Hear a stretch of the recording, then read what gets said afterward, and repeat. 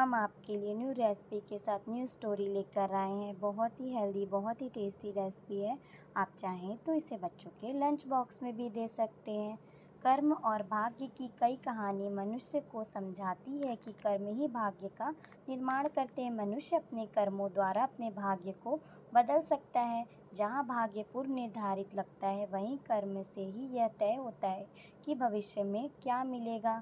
कर्म अच्छे हों तो व्यक्ति सफल जरूर होता है।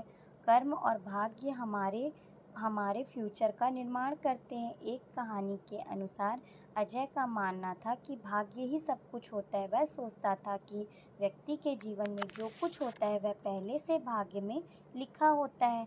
विजय का मानना था कि कर्म ही महत्वपूर्ण है, सबसे महत्वपूर्ण कर्म होता है। वह इस बात पर जोर देता कि व्यक्ति अपने कर्मों से ही अपने भाग्य को बदल सकता है। एक दिन उन्होंने एक गांव की यात्रा में देखा कि एक व्यक्ति बहुत ही ज़्यादा दुखी हो रहा था। अजय ने कहा कि यह व्यक्ति का दुर्भाग्य है, लेकिन विजय ने देखा कि अन्य व्यक्ति उसके पास बैठकर लोगों की मदद कर रहा था। वह लोगों की मदद करके बहुत ही ज़्यादा खुश हो रहा था। विजय ने कहा कि उस व्यक्ति का अच्छा कर्म है कि उसने लोगों की मदद की, इसलिए वह इतना सुखी है। कहानी का सार हमें यह बताता है कि भले ही भाग्य किसी भी व्यक्ति के साथ हो ना हो, लेकिन उसके कर्म तय करते हैं। जब मनुष्य अच्छे कर्म नहीं करता, तब उसे सुख सफलता नहीं मिल सकती। इसलिए कर्म ही भाग्य का निर्माण करते हैं और व्यक्ति अपने अच्छे कर्मों से अपने बुरे भाग्य को भी अच्छा बना सकता है। हमें अच्छा कर्म करना चाहिए। बिना लालच लोभ से की गई सेवा धर्म के समान होती है और यह सही गलत का फैसला कर्म के आधार पर होता है।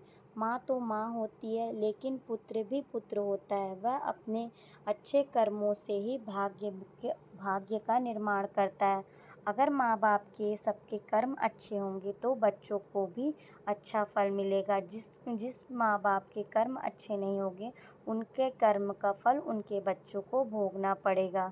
इस धरती में कलयुग में सबसे ज़्यादा महत्व सच का है, लेकिन लोग कलयुग में झूठ का साथ सबसे ज़्यादा देते हैं।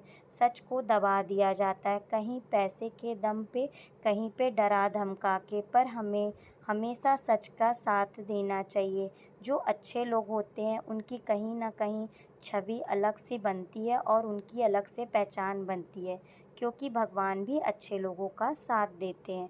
तो आज की हमारी स्टोरी आपको कैसी लगी, और ये हमारी हेल्दी सी रेसिपी बन के भी रेडी हो गई, तो आप हमें प्लीज़ कमेंट करके बताना कि हमारी रेसिपी स्टोरी कर्म पर कैसी लगी। हमारे चैनल को लाइक सब्सक्राइब एंड शेयर करना मत भूलना।